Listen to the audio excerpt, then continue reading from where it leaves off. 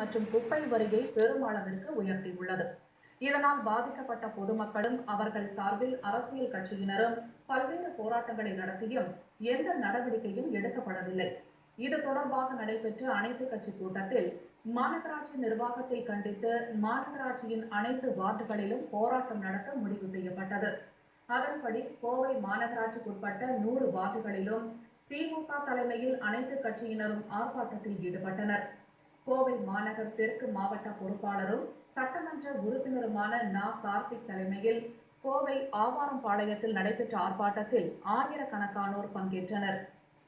மாநகராட்சி நிர்வாகம் உடனடியாக மக்களை பாதிக்கின்ற அந்த திட்டங்களை, அந்த ஆணைகளை உடனடியாக ரத்து செய்ய வேண்டும். வரி விதிப்பு ஆணை, குடிநீர் இணைப்பு கட்டணத்திற்குண்டான வைப்பு தொகை ஆணையை, குப்பை வரி ஆணை போன்ற அந்த ஆணைகளை உடனடியாக ரத்து செய்ய வேண்டும்.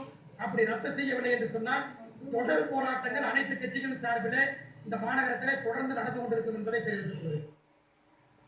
இதேபோன்று குனியமுத்தூரில் நடைபெற்ற ஆர்ப்பாட்டத்திற்கு